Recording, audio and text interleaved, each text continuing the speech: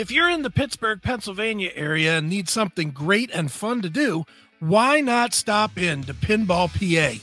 Located in Aliquippa, just 10 minutes from the Pittsburgh airport, there's over 420 games on the floor, 200 some pinball machines, 200 some of your favorite video games. That's Donkey Kong, Asteroid, Space Invaders.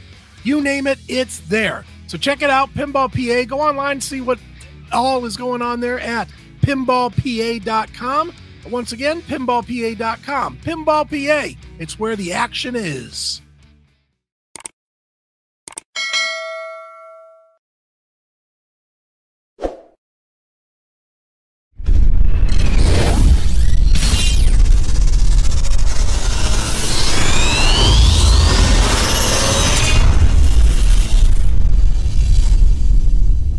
What's going on, everyone? Welcome, episode 110 of Poppet's Corner. And I like to bring back on the show. He's been on a couple times here and there on a couple of put up a couple past interviews that we've done together. But I'd like to bring on my good buddy, the wonderful Mr. Tony Koehl. Tony, how you doing, man? T, good to see you, buddy. Always a pleasure to be a part of this. Absolutely, man. Yeah, man. How you been, dude? Great. This is once again, this pandemic, I know some people didn't do well, but it actually did extremely well for me because I was able to get some time to catch up on a bunch of stuff. And within doing so, I was able to get this album done for my band, which I was very excited about. And I just had the extra time to just, like, as you know, how much work it is just to get just all the small things where, getting all your social media dialed in, you're getting all the, you want to stream it on all the different platforms, and then we get our stuff copywritten. So it's all like the back end, the tedious work that nobody else wants to do. It gave me the time to do that. And then on top of doing that, it kind of snowballed me to get my website dialed in. And now it's giving me the momentum now also to get my art book that we've been talking about. So in July, I'm going to be starting that as like a birthday gift kind of to me from me. And so, and also through this pandemic, I was able to go through all my portfolios throughout all the years, and I was able to condense and then find some stuff that I thought I lost, as all the different moves and things. So it's been wonderful. I honestly, this is the best I've ever been in my life. I'm and just rising. Truly. I've been doing amazing.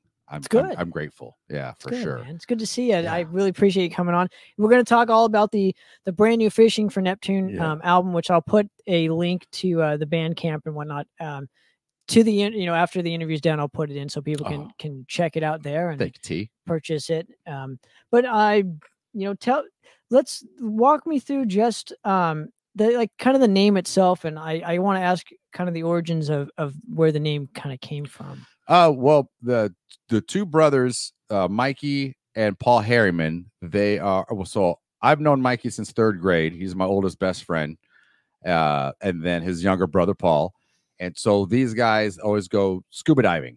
And when Mike and when we first started this project, it took us like 3 months to try to find band names, right? Because you want to find a band name. Well, for me, artistically, it's something where I can do a lot of illustrations for, and 2, something that people kind of remember, and 3, hasn't been taken.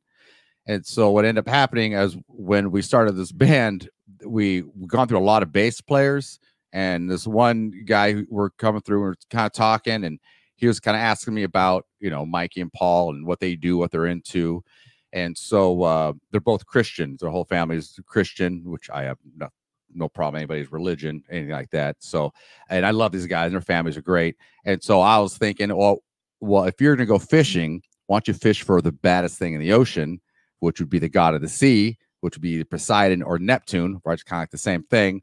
And I'm like, fishing for Neptune. I like the way that sounded. And so I typed it in, went to to see if anybody had a .com or anything that had that, and it was available. And I gave Mikey a call, and it loved it because, like I say, they love fishing and scuba diving. And so it just kind of fit. And yeah, and to me, it's like, aren't we always kind of searching for something bigger and better? So it's kind of my play on words on that as well. So that's kind of where it came from, really. And we should mention this too, because you have like a yin to your yang almost, as I call it. You're primarily known for being a death metal artist, Yes. you know, in extreme music and in general. I'm pretty sure you've done all sorts of extreme, you know, album covers for extreme metal bands and whatnot. But this project, you know, the Fishing for Neptune project, is more of kind of like a funk kind of style. And I'm just kind of curious, you know, for you, you know, where is that kind of correlation? Because I know we're probably all music fans here, right? Yeah. Well, it's for, so I love, okay, let me back it way up. I've always wanted to play drums. When Mikey and I've always wanted, since I was a kid, and I was never able to play drums because nobody would want me to, you know, my mom doesn't want me as a kid be playing drums. She's a bartender, and, you know, she comes home late and doesn't want nothing to do with that. And so over the years, so in high school, Mikey had an acoustic guitar and I had a little xylophone set, and I just loved the songs. His songs are always really catchy. They were fun. I just connected with them. And after high school, he joined a hip hop group called Sessionated Minds, and I was really excited for him. I'm like, oh my God, dude, you're in a band. That's really great. That didn't last very long. And so him and his brother and some other of our friends got together and made this band called Longfish. And that was, you know, I could say 14 years ago. So our friend Danny Pagellum was the drummer for that. And so I'd always ask Mikey, well, hey man, why don't you ever play your songs? I mean, nothing wrong with Longfish, but your songs are really, really good. Why don't, so no, it's, you know, it's these other guys have their own riffs and stuff like that. And I'm like, okay, well, do you mind if we start playing your songs? I love your songs. I want to hear them. And so I'd call my friend Danny Pagellum and say, hey, Danny, would it be okay if Mikey and can I play on your kit? And we would play on their band practice. So I'm like, hey, if I get there an hour early, I can get Mikey warmed up for you. He's like, yeah, no problem. Danny was a sweetheart. And he said, yeah, no problem. And so we used to jam. That's how I started. So we start playing the songs, and then that band broke up. And then I asked Mikey, I'm like, hey, man, if I bought a drum set, we want to kind of continue this on. And he said, yeah, we'll do that. So I asked Danny, because I didn't know nothing about drums. I had no clue about drums.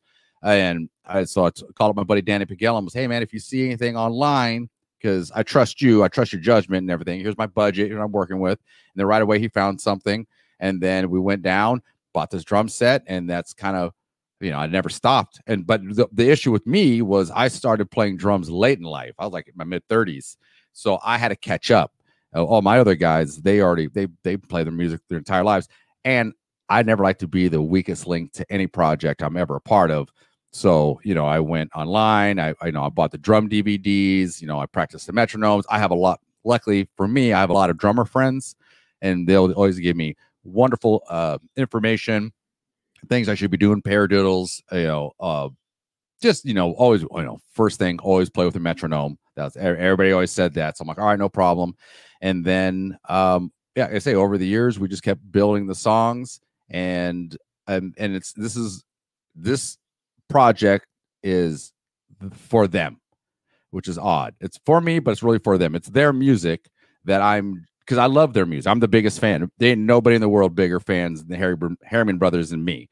I just love what they do. I saw the potential in it, and it saddened me that these guys weren't like, why aren't you recording these songs? You know, to them, it's just always kind of a goofy thing to do. I'm like, no, these songs are really good. We should be doing something with them. And it was great for me. Like I just heard it, like for the drum. Like I love death metal. I love all the extreme music, but I can't do it. Like I'm not going to spend 8 hours a day to try to, you know, gravity blasts at 300 BPMs. I don't want to do it, man. There's other amazing drummers. I'll let them do it. And plus there's plenty of other metal bands out there. And this is just kind of, I knew this wasn't going to be like a project where we're going to be going touring the world and stuff like that. And it's really just, I wanted something to do and keep one of my best friends in my life. As we grow older, we get families, you know, everybody starts to drift away. And it was kind of like a fear of mine to lose one of my best friends. I'm like, well, but if I join make a band with you, that means we'll always have something to talk about. We'll always have something to work on. And I love them. I love these. These are my favorite people on the planet.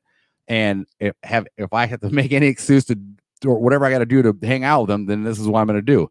And so they've humored me to make this album. It took a long time. You know, there was a lot of hoops. I've learned a lot. But one of the greatest things these guys has given me, they gave me the gift of drumming. and that's extremely powerful because now I can jam with pretty much anybody and feel very confident, when before I was really nervous and scared. Like I would be, like I said, I shouldn't be playing drums in my mid-30s. And I got, I got way other more important things to do, but it's something I've always wanted to do. I love music. I love all genres of music. And the nice thing about these guys too, they're the same way. So I feel like our band is like an amalgamation of all our favorite genres put together. And these guys have been so much fun to, like, they've never said I couldn't. We're not the band that says we can't do it. Like, we'll try it out. Like I put double bass in a lot of these songs that they probably shouldn't fit, but it does fit, which is odd. And these guys always allowed me to be creative in my drumming, my writing of the on top of their songs. And what I like about these guys too is that anything that we want to try, we'll try it. Say, hey, how about we try this, or we'll try that, and we'll do it. And if everybody likes it, cool. If not, then at least we tried it, and no one says, oh, it only has to be this way. And these songs are always growing and they're always moving around. We like say different types of tones and instruments, and it's just like it's definitely a fun project. And that's why I love this project, because I like the idea of it not being a metal band, especially for my first band. Maybe later on, because I'm a lot better drummer now than I was when I first started, obviously. So, but I wanted something also. I wanted a project where I can play it in front of anybody, and I can play it in front of kids. I can play it in front of families. Most of my work, I can't do that. Like, it's extremely difficult for me to show my artwork in galleries because it's so extreme. And after a while, that just gets like disheartening.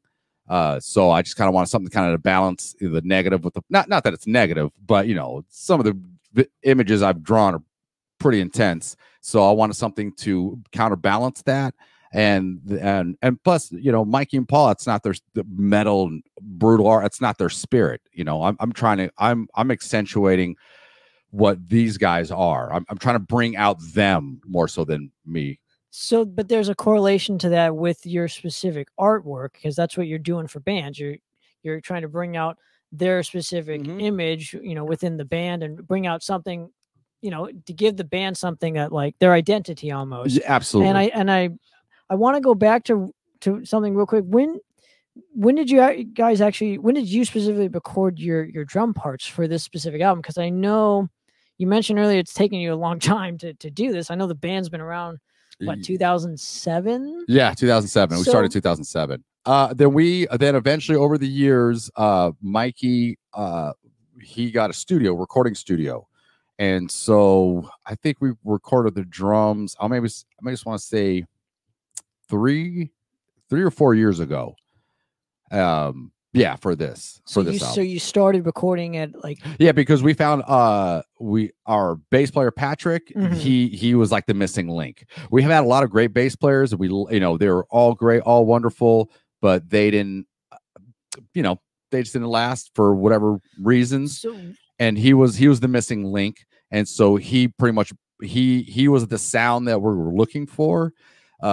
And once we had him, then we understood okay, cool. Then we can for sure now have an album, because we have this guy that finally he was like the missing link that we were looking for all these years. So you can now kind of move forward within the band and finally record the songs, and now hopefully move on to, I don't know, maybe a second record and of all new batch of material where they haven't taken fucking 15 years to.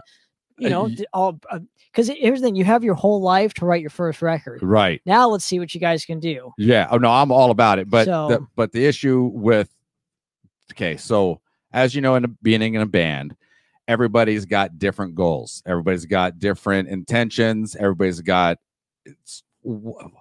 whatever it is. They I'm the go-getter guy. Every band has one. Yeah, every band has one. So I'm that guy, which is fine. I love it. I don't think I could ever be in a band that somebody else would have more control than me. I couldn't do it. I'm not. I like having control of it.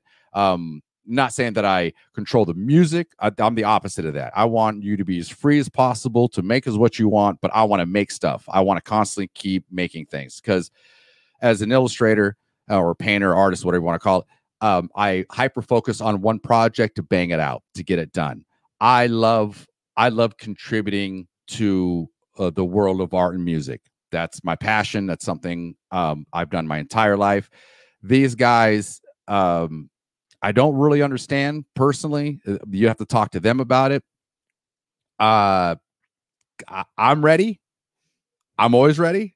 I'm ready right now, but it's up to them. Like, I don't know what to say. I would love to say, hey man, we got, in September we booked out, to record another album, because I am ready. But these guys they have their own goals, I guess. Well, so is this just a strictly a studio project? There's no touring involved with this specific one. Sadly, right? No.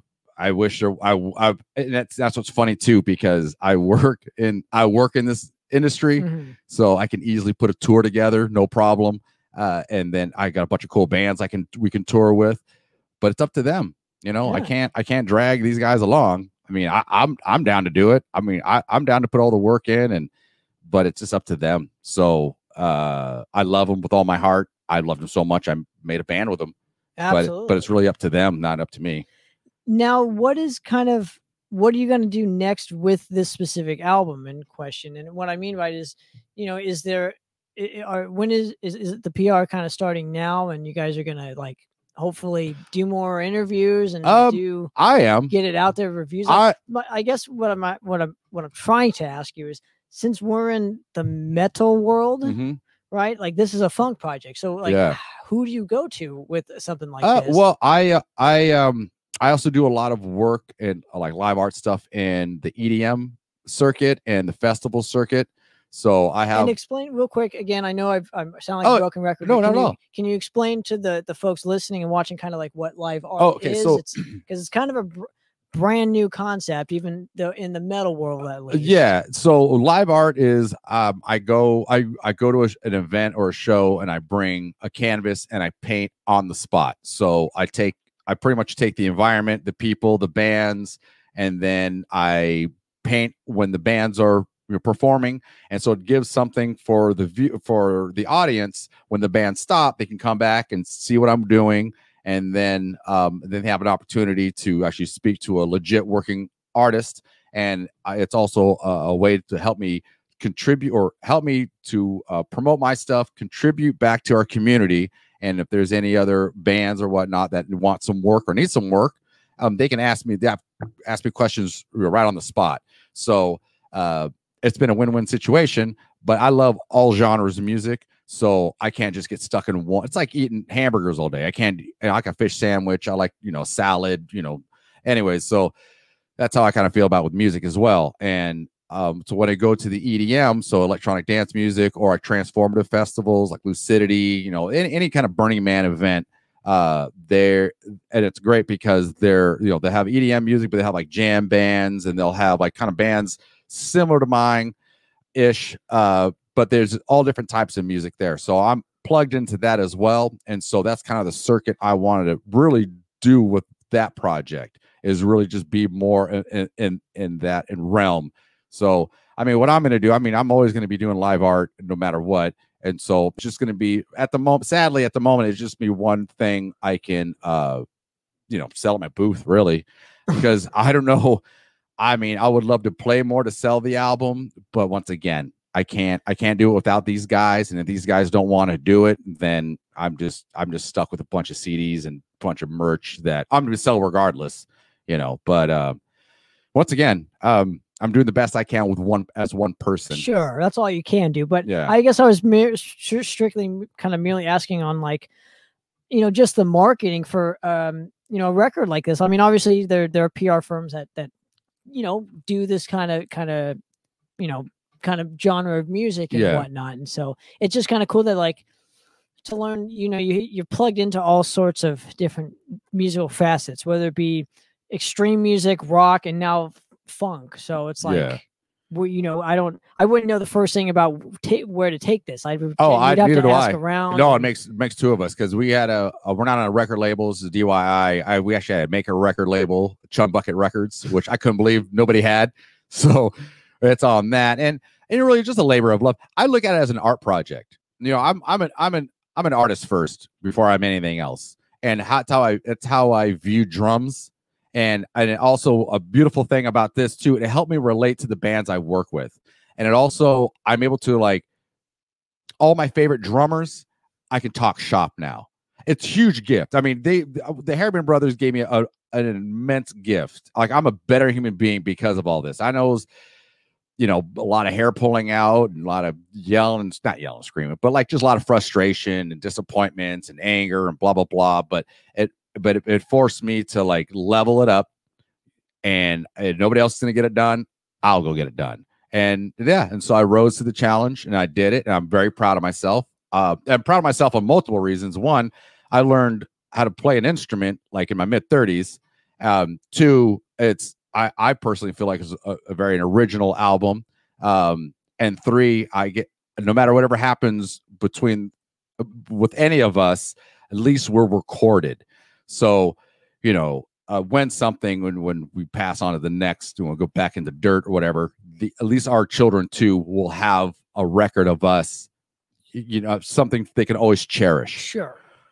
Now I want to ask you this too, and just, you know, with drumming and now art, you know, what does drumming give you that's different from painting or doing artwork in general? Like, what, I guess, you know, when you approach, you know, a beat and whatnot, you know, what does that give you compared to, say, you know, kind of drawing a piece of art and having to think in that way rather than thinking about how am I going to make this song a better song rather than. Well, for me, I love that it forces you to be in the moment, and that's extremely powerful. And I never would have understood that unless I was to play an instrument, because you drawing and painting, like some of these drawings and paintings, they'll take up to like 60 hours, like, or, you know, 100 hours, you know, 300 hours, depends, or a day or two. But I can kind of take my time with it. You know, if I mess up, I can erase it or paint over it, or, Command Z or whatever. But not when you're playing live, not only as a drummer too, because then all the responsibility, timekeeping, everything's on me. And once again, I'm the latest in the group. These guys have been playing for twice as long as I have. So I had to catch up. And on top of that, catch up with, family. I was going to school too at the time. We had a couple kids, I got a divorce through all this, all sorts of madness since the beginning of this until now. So the beauty about that too, it's my reward. It's now I can consider myself a drummer. Before I never did. I'm like, oh, I'm just a guy. I'm just an artist that likes to make some noise. But now I can consider myself. But yeah, now I have an album. Like now I've even more so now that I have a CD. That's something physical. Because when I had it on streaming, I felt really good about it. But I'm like, it's not the same. You got to have something in your hands. You have something tangible. And so the next goal too is to get some vinyl is the next goal. So if these do well, all that money is going to go back into making vinyl.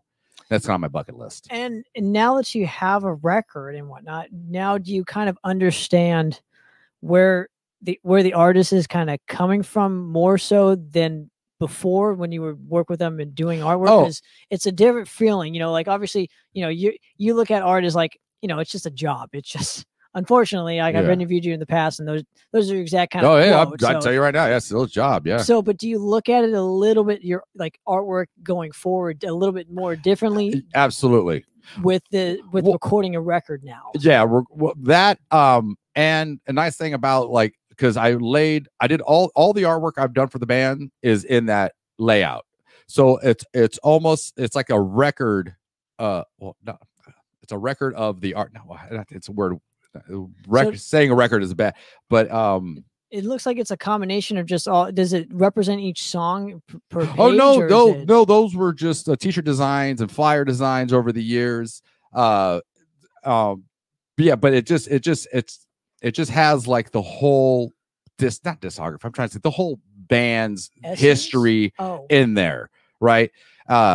So it made me really respect every band that actually dropped an album, regardless if I like their music or not. I have an immense amount of respect for every musician. That's like another once again, to me, this is all blessings. These are all amazing lessons. This was something I had to do to really appreciate the musicians I've worked with for over the years. And it's also allows me to be a part of it. Like, I've always loved to be a part of the visual, but no, part of my dream is also to do audio. So now I can do both. And that's, for me, that's what a wonderful gift once again. And going off of this specific point here, when a band kind of does, like, I don't know, nice things for you, do you kind of respect those guys more so because of, like, what now what it takes to make a record? And it takes now kind of what it takes to work with artists, work with CD making plants, work with there's a bunch of shit that goes into the guys mixing and mastering, and then going down and trying to, as a band, trying to figure out, all right, what's the final mix gonna be? There's certain nuances. Like me, I always want the drums higher. Like, just make it higher. But but my guys don't. They want the vocals higher. So and it's like, we just have to try to find a sweet spot. Then that was challenging at times too, because I mean, if I had my way, the drums would sound a little different on this album, but whatever. Everybody's happy. And at a certain point, you almost got to get defeated. Like, just move forward. We'll do more, hopefully, on the next album, if there's going to be a next album. But I'm extremely happy way it came out. Every artist is going to nitpick. I'm not going to sit and nitpick on this album cover all day, but I'm not going to. I'm just happy that it's done. So, and the layout, and there's a couple little mistakes here and there, but whatever, man. I mean, nothing's perfect. So, and I think what's important is that it's out now, as opposed to sitting there and complaining and be like, we're going to have to fix A, B, and C, and then it's going to take another 6 months to get out. I'm like, I'm over it. So records are, and I'm going to quote it again, records are never completed. They're always abandoned. Yeah. So absolutely. Now kind of what it takes. I'm kind of glad to hear you kind of say this, the new Tony Koehl, rather than I'm gonna have to go listen back to some of our previous episodes and see where you were at that particular moment of your life, because this is now a new chapter of Tony Koehl, where he can appreciate, I guess, art and music a little bit further, rather than, because, and where I'm going with this too is now what you're going to see is when you go to shows and whatnot, when you see a CD on there, you're going to be more tempted to buy it because of the amount of work that what it takes to put into it. Well, I'm already a fan anyways, as you know, so it doesn't especially if another weird thing too, I've also noticed there's some bands that just sound better live, and it breaks my heart when you buy the album. You're like, dang, I'm so wish somehow they could capture that amazingness, but that's a whole different story. That takes special engineers. That's a whole different thing. But just as a token, just as something as you walk away with, you know how we go. I mean, we have a huge CD collection, but I do, and $10 is nothing really, truly, for all these bands that have put their heart and soul into these things, and you're really never gonna make your money back. There's no way. This is a complete labor of love. Being in a band is a very expensive hobby. Yes, it is. Extremely. It's like, and I was talking with my buddy Pat from Old School Metal Records, and he said the same thing about running and owning a record label. It's the labor of love. It's an expensive hobby. Yeah, I work with a lot of them, and that you do it because of you love the music and whatnot, and want to just help it grow further, and that's all you can do, man. It's like podcasting, it's like radio stuff, it's like obviously drawing, doing artwork, right, playing the music. But how grateful are we that there's so many people are so stubborn that don't let it die? No, and how many? I mean, I'm grateful that there are those that aren't stubborn, but they even push it further and do something else, obviously, besides playing in a band. I think that's just super important too, to keep adding to getting the music out there and whatnot, doing the record labels, doing what we're doing here, doing what you do, and doing the artwork, recording bands, putting on live shows, being promoted, all that shit. Yeah. Right? It all helps out. And really, like I told these guys too, it's like at the end of the day, yeah, you could sit and watch 6 hours of Netflix or 8 hours of Netflix, right? And I've done it. I mean, I know I'm guilty of it. It's like everybody else, but I way much rather spend like 6 hours, 8 hours recording or doing something else, because at least when I'm, like I said, when I'm back into the ground being recycled, I want people to be able to type in my name and be like, dang, this guy did some fun stuff, right? He did a lot of things. Well, or discover you from now either your band, or artwork that you've done for other bands, and say, who was this Tony Koehl? Let me see what else. Oh man, he's done so many other things. Right. Because it only takes that one thing for people to lock onto, and then they discover, they go down the Tony Koehl rabbit hole. Right. So I'm trying to give him a really fun rabbit hole before I die. I like that. Yeah, really is the issue here. But you know, and like I say, it was a long time coming, and very grateful for it. I'm extremely proud. And this is actually, so this took me longer than college. So I'm super proud. So to me, this CD is like my degree. It's like my music degree. I earned it, man. I definitely earned it. Only it actually means something, right? Yeah. Right. So, but can I ask you, with recording the record in general, can we kind of go back to that specific time period for you, and just, you know, your feelings just even getting into the studio and being like terrified. Like I've never, exactly. I hate it. I hate to know I suck this bad, and I'm like focused under a microscope. It is terrible. But it made me want to be better. That's it. You know, it's really just locking in on that metronome. And I just tell them, crank that metronome all in my head. I want to be able to have it pulse in my skull. I don't want to hear anything else. I just need to be on time. And luckily we have, you know, Pro Tools and stuff, so things ain't perfect. But I don't want to be, just a note, there's a lot of things I didn't want perfect on this drums. I don't like perfection personally, and I was telling my guys that too. I'm like, if it hits the rim, or if the snare or whatever it is, I want it to be organic. I don't want nothing punched in. This is what my drums sound. This is how it sounds. I don't want nothing fake for me, for this project. And really just working on tones. And then it was great because I used a few different drum sets once again, I come at music as an artist, or as a painter, or a sculptor, or, you know, illustrator. I believe each song should have its own sound, because it's its own song. So I'm not personally a fan of every song sounding exactly the same. That's boring to me. I mean, that's just to me. I mean, to everybody else, it doesn't really matter. It's just how I live in my little world. And so I made sure like all the songs would have different snares, different kicks. I would even set up the cymbals differently. So I had to think a little harder on certain songs. Certain songs don't need so many cymbals, and some songs need a lot more. And that was the nice thing about having our own studio, that we're able to experiment with a lot of things. And Mikey, the guitar player and singer, he was learning as well to do this. So we were able to experiment a lot. So that was the good part. But the bad part is that there's no deadline. So it took a little bit longer than I'd like to. You know, deadlines are really important. It's something I've learned about this project. And so what you're saying is you wanted every song to have its own personality, right? Yes. So you probably thought of it as different artworks and whatnot, right? Absolutely. So it's like, this one's going to be green. Absolutely. This one's going to be blue. Right. So you can equivalate, I guess, how your brain kind of works.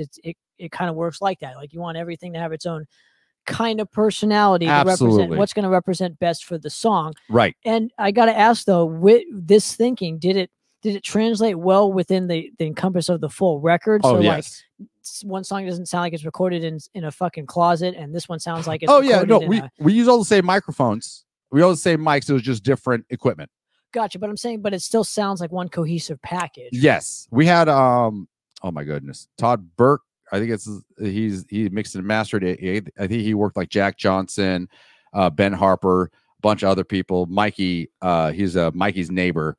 And so once again, this is Mikey and Paul's. They have better ears. You know, they're the ones that are really writing the music. I mean, we all helped compose it, but at the end of the day, they have the final say, right? Because it's really their songs. I'm just a drummer and artist and facilitator, and I'm the person that holds space for them to do all this. But they have, especially Mikey, has a great ear, and Pollywog, he's our smooth operator. Pollywog is like the technical guy, and Mikey and I were like the big goofball. We're kind of all over the place. So it's a great triad. And then also to note too, because we've gone through so many bass players, my drums, as I was learning how to play drums, I pretty much use their vocal patterns as the bass, because we didn't really have bass players. I mean, and when we had them, like we had them for a little bit, and you know how it goes when you get a new band member, you're like, oh, we got to stop and teach you all these songs. Oh, good Lord. And so when we got Patrick, pretty much all the songs were pretty much set in stone. So when then Patrick came through, we wanted him to, like, you do your own thing, like be creative on top of this. We're not, as long as it's in key and it sounds good, but we're giving you free range. And he ran with it, and we were so happy about that.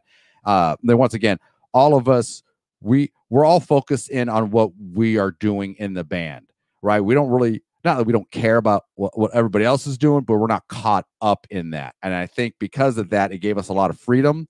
And because we're all in it together, we don't want to make it, we're trying to service the songs as opposed to getting all super flashy and doing all these crazy leads and stuff like that, which is great if they could do it. But we spent so long on these songs. It's like, I almost feel like it's like a fine wine or fine whiskey, took so long to get all these little nuances and things over the years for me anyways, to get these songs to where they're at. Because if you were to hear these songs like 10 years ago and what they are now, because I've always recorded all of our sessions. And I do that because these are their songs. I don't know their songs. So how am I going to practice these songs or try to remember what they're doing? Because they're not in my head. So I recorded all our sessions. And then over the years, I went back on it because I was building our YouTube channel, and these songs are completely different. My drumming is completely different with what they are now. So when you would record these specific sessions, did you ever kind of go back like before this and kind of tweak it a little bit and just kind of hear like, oh, I should do this, I should try this to kind of emphasize this specific part in the song? Or was it just like, you just started to look back at it kind of after it was already recorded, after the record was already recorded? Well, when we're recording these, because I click tracks, and so I obsessed over it. Because one, I'd never want to be the weak, no matter what project it is. If I'm working with a group of people, I work extremely really hard not to be the weakest link. And these guys are already so good, and that raised the bar for me. So I had to work really, really hard. And I know because we're recording, there's things I do in the recordings that when I go back now, I listen to the album like, oh man, that little part's really cool. I don't do that now. Like, I don't play that one part. I need to remember that one little part, but I don't remember doing it when we recorded. And so like it captured some magic on there. And like prime example would be Longfish. We were recording other songs and I couldn't get it. Like certain songs I just couldn't get. And they're like, hey, let's do long, because we have to do all these songs, do Longfish. And I wasn't even thinking. I'm like, oh, okay, whatever. And, and I was really relaxed. We played it a bunch of times and it came out amazing. I was like, okay, I need to be like that. I can't be so negative on myself. I can't be so hard on myself. Right. Cause I'm extremely hard on myself. So, and once I heard that song, I'm like, oh, okay, that helped me a little more to loosen up, be cool. And then we eventually got a wonderful recording style. So what I would do in the recording sessions, we would record. So as I was going, we'd only keep the three best tracks, and then we can cut from each of those three tracks, and then kind of put it together. We would do that for a few songs. I do that for all the songs, but a few of them, because as anybody records, there's only so many good takes you can get out of the day before then you get frustrated, you're getting angry, you're rushing it, or you're just you're fighting yourself, That's kind of thing I learned about it. And so, yeah, I mean, that's really kind of on that aspect. I didn't have anything written down, you know. I try to videotape me playing the songs, just so if I was to forget how to play certain parts, I like, all right, what patterns am I doing here? But yeah, I had nothing really special on recording the drums on that aspect of. I just did them, you know. So and I got to ask you too. Do you, you know, maybe I'm going to have to ask this question in years, years going forward when you start playing these songs live. Yeah. And are you going to want to kind of focus on playing it how it was on the record? Yes, absolutely. Or I mean, obviously you're going to do different things live. That's just the way it goes, right. Absolutely. But now make it fun for the audience. Paying money, so you do different things live. That's what you do, right? Yeah. But even I mean, because COVID opened up a little bit, and we had band practice a couple times already, and and it's funny because these guys they'll get caught up. Oh, we suck, this and that. It's like, no, man, like we played these songs forever. Like they're ingrained in my brain at this point. And like when we're jamming, we just knocked the rust off a little bit. I mean, if we played the songs like say 3 times in a row, we got it. And really just like after played a couple times, you're like, oh no, I don't do that. I do this on this song. And so, and then once again, if we're going to be playing live, I would actually be, instead of playing to a click track, I'd be playing to the album now, which is awesome because yeah, that's a lot of fun. Because then I have the vocals and the guitars and the bass as opposed to just a scratch track and in vocals.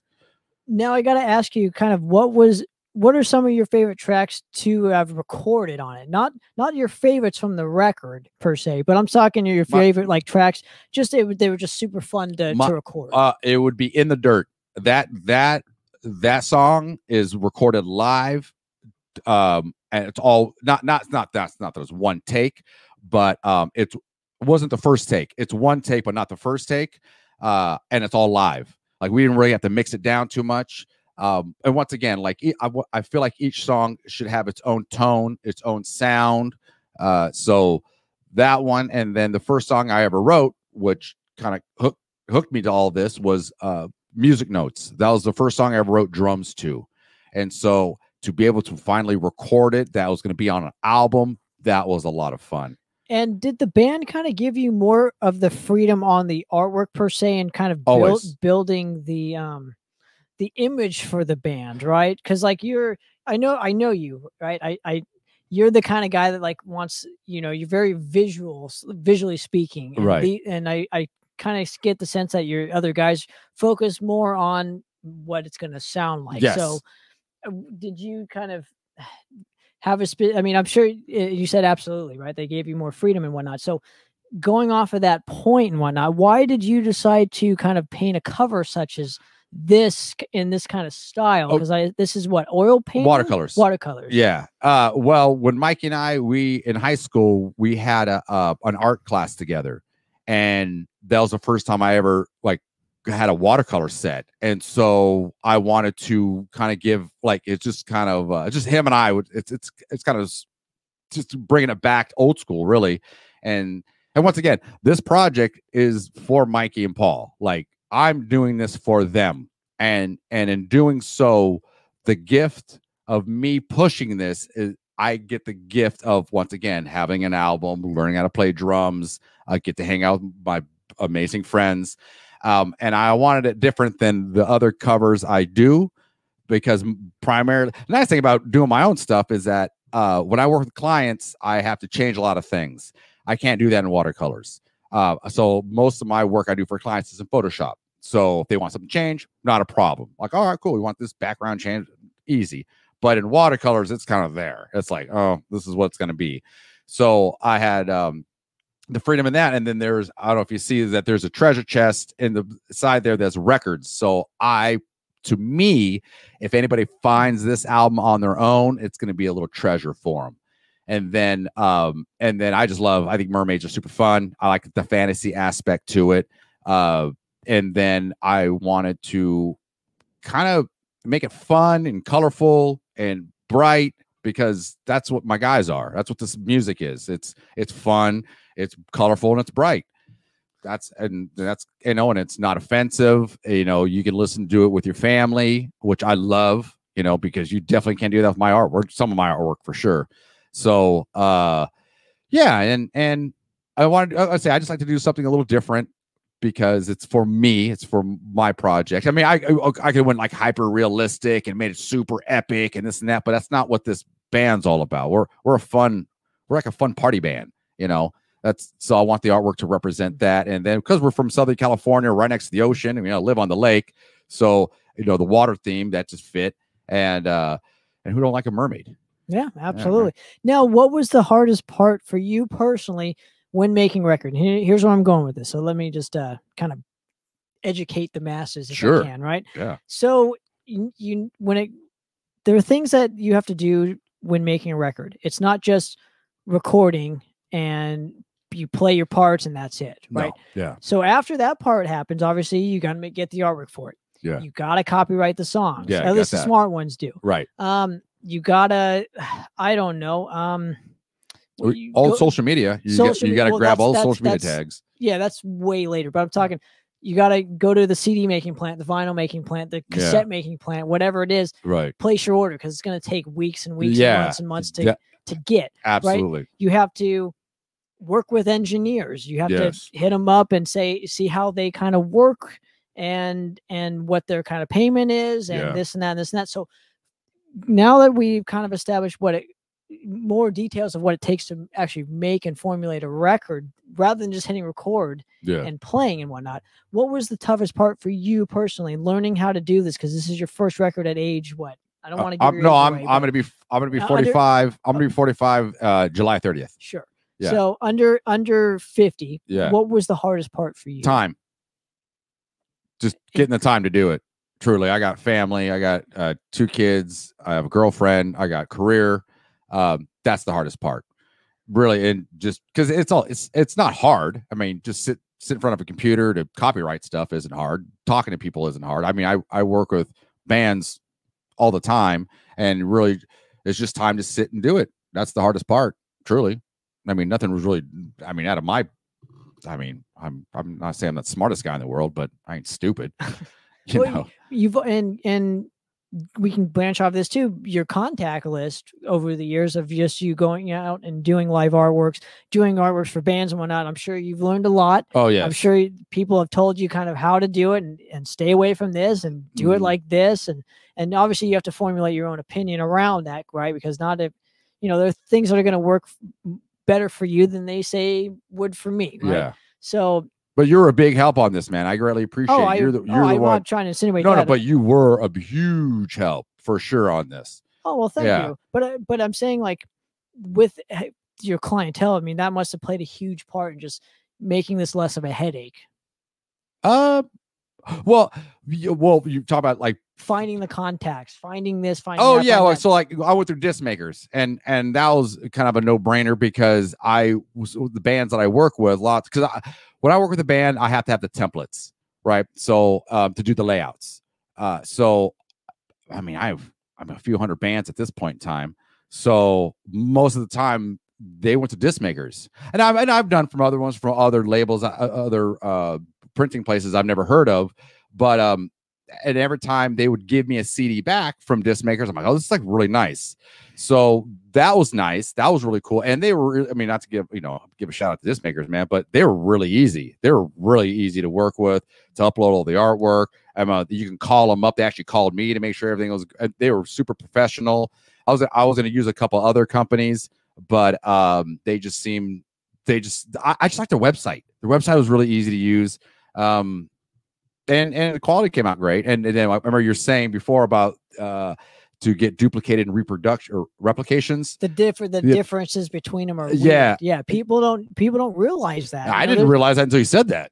Oh, well, again, I wasn't trying to insinuate. No, but eventually this was to come out anyways, for sure. I appreciate it. But I just wanted, but having that clientele again, so that only proves my question as a yes. Yes. It did help you. It helped me immensely in terms of making this less of a headache for you, because when you make a record for the first time, I didn't know what the fuck I was doing. Yeah. I specifically had nothing. I didn't know how to do it. Yeah. Right. But with you now that you've had all this experience and working with bands and doing layouts and going to many places, it was probably it was just like another band to me, exactly. really. And it was also great that once again, I have a lot of musician friends, a lot of drummer friends, and so when I was recording drums, I was able to ask, like, what kind of microphones do you use? Like, how do you guys set it up, right? How many microphones do you use for this album, right? So that was really fun.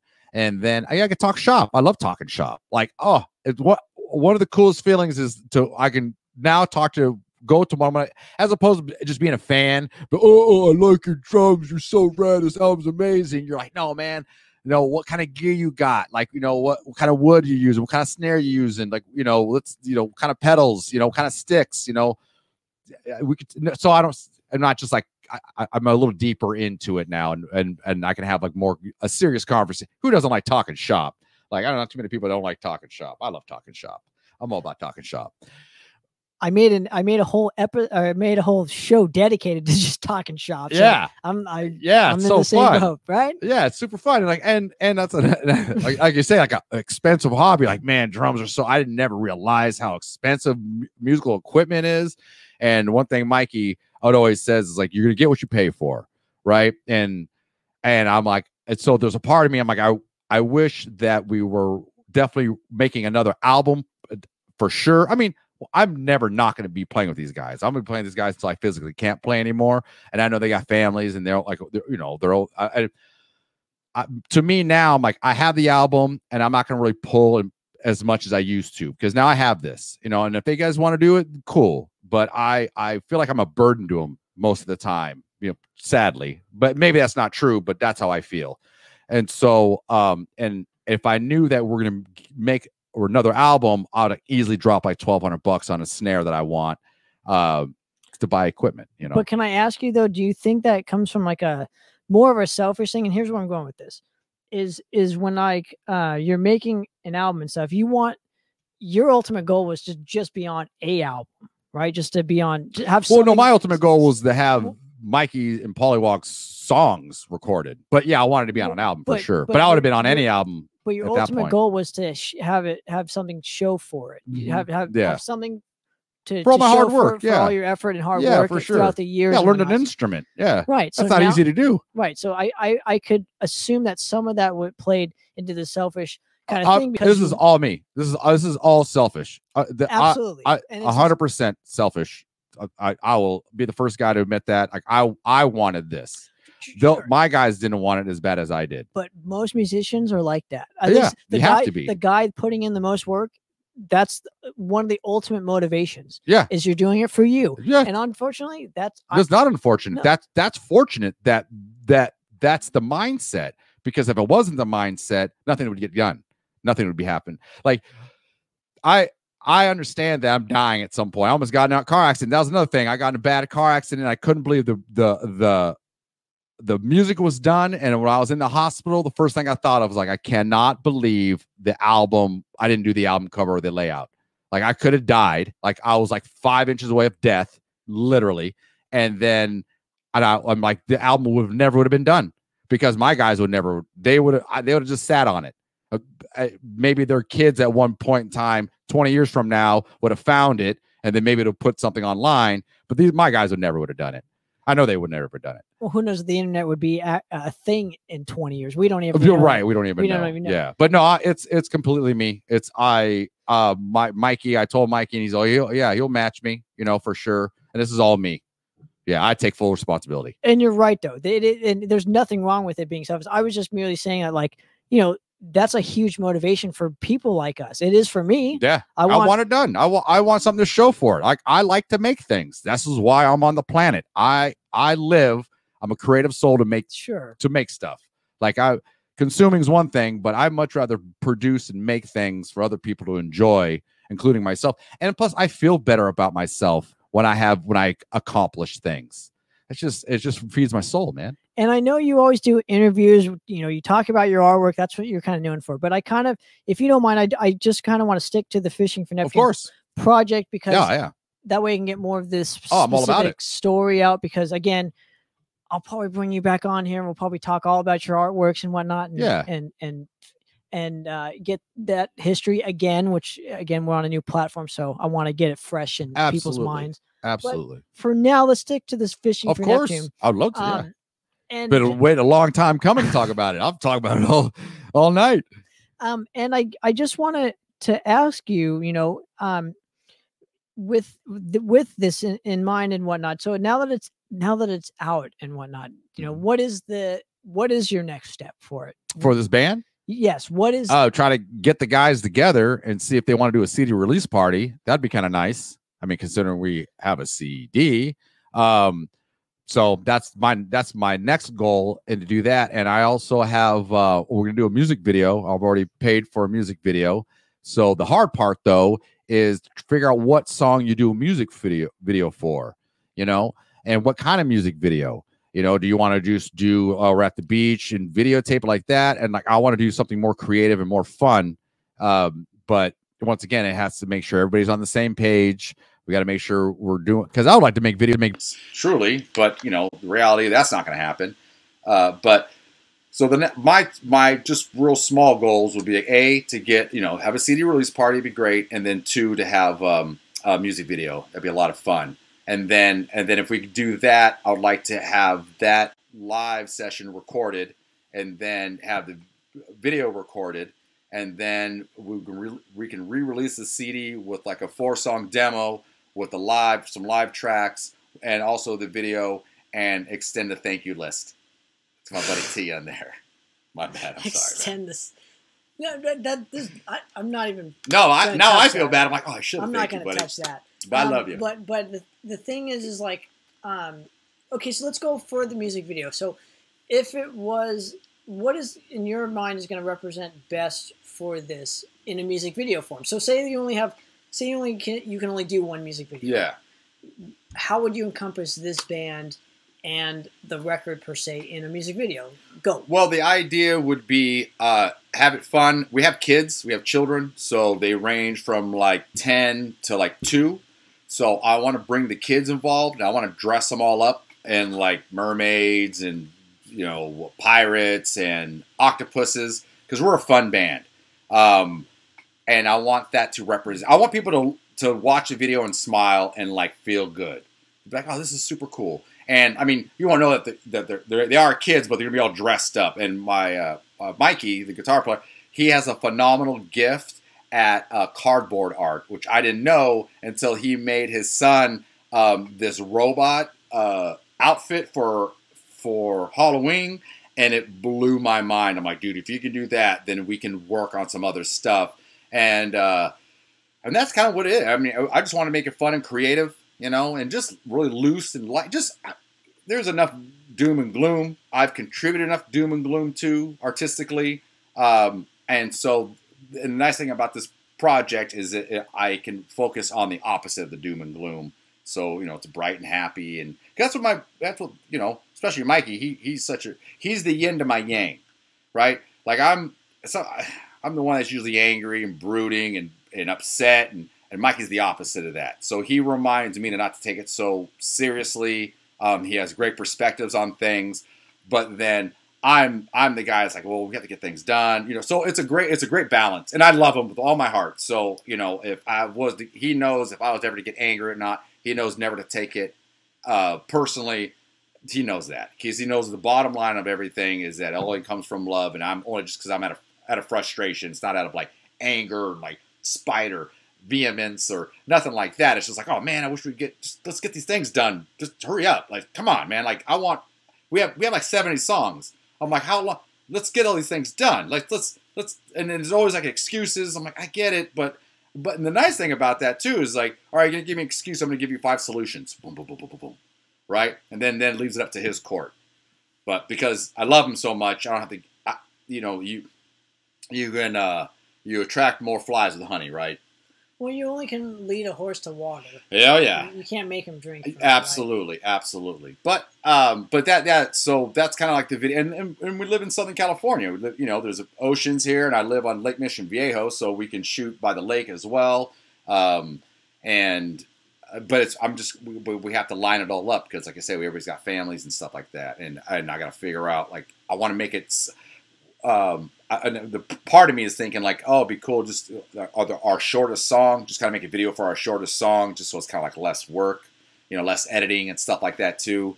But I'm looking forward to doing storyboards. Like, I'm gonna do this thing. It's gonna be awesome. I look forward to doing it, and it's really just I want to just work with my friends. That's all it is. It's not gonna be making any money out of this, but I like working on projects, and I've never made a music video. I would learn a lot from that as well. And I want to ask you, now that you've done this specific album, is there something more that you wanted to do on this that you couldn't? So you're gonna just record more songs, really. And you may apply it to, say, the next record. Not really. I mean, because you did the artwork, and I'm not trying to cut you out, but you did the artwork. Yeah.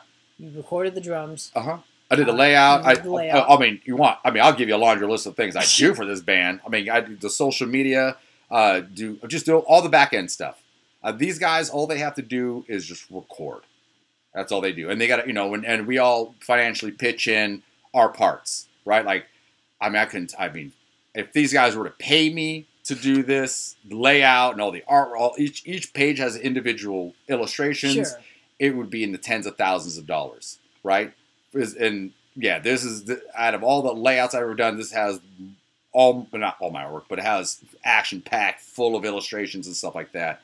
And so that's another thing I like about this band. We all divided up equally, so no one's really like, not one person's financially paying more than the other. Like, they might pay, with money for, like, say, the recordings and whatnot, but I'm doing all the layouts. They don't have to deal with none of that. So it evens out, which is great.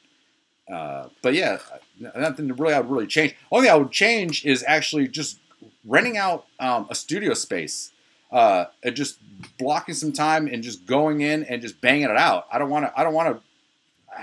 need a deadline. I like deadlines. These guys need deadlines. Let's get in, bang it out. And then if any little tweaks and touches we have to do, we all have Pro Tools, and so we can do all the small stuff, the bells and whistles later on. Now, and I want to go off of this too, because what I wanted to kind of get to is a label or something like that. So I know you work with a bunch of labels when it comes to the artworks and whatnot. Right? Yeah. Again, with that stuff. But would you want to work with an independent kind of label? I would love to. Because just to be on the catalog, and then when something happens to me, at least there's an opportunity for somebody to keep buying Fishing for Neptune records. Well, not only that, but the label also, labels also take a huge, load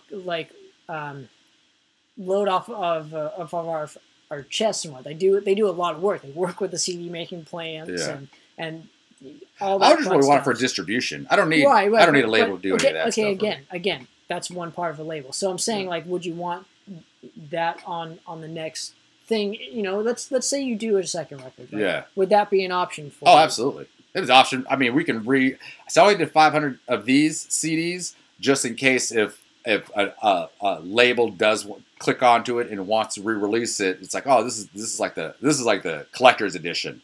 And then I would actually change it out. Because I'm looking at the layout, and there's a bunch of things I'm going to change for the next time around. So it's not going to, I mean, it's going to look like this, but there's going to be a lot more details added to it. But yeah, I'm more help the better, because I'm the only one doing all this. So, which is bizarre to me.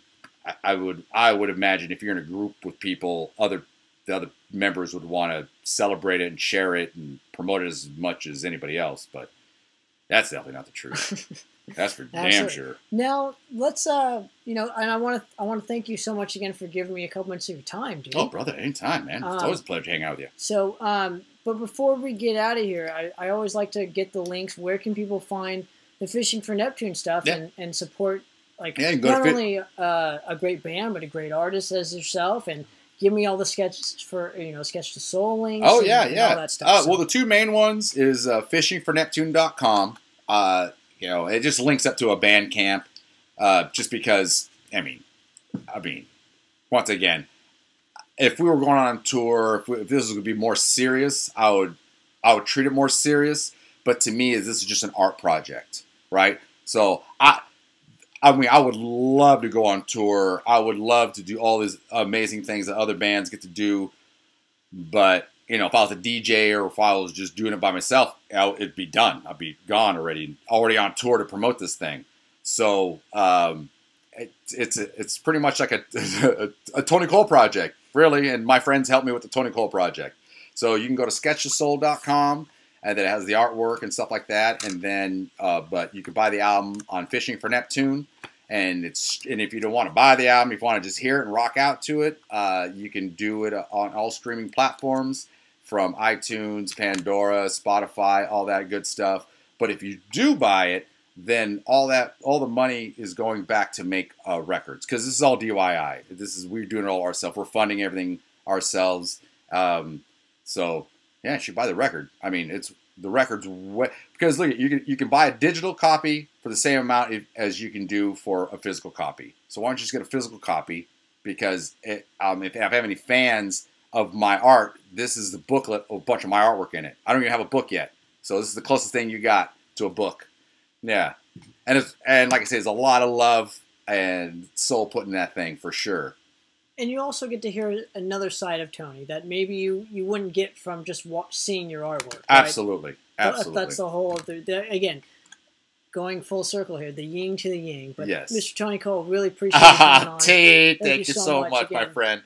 But yeah, another episode of Popper's Corner, guys. I'm out. Cheers.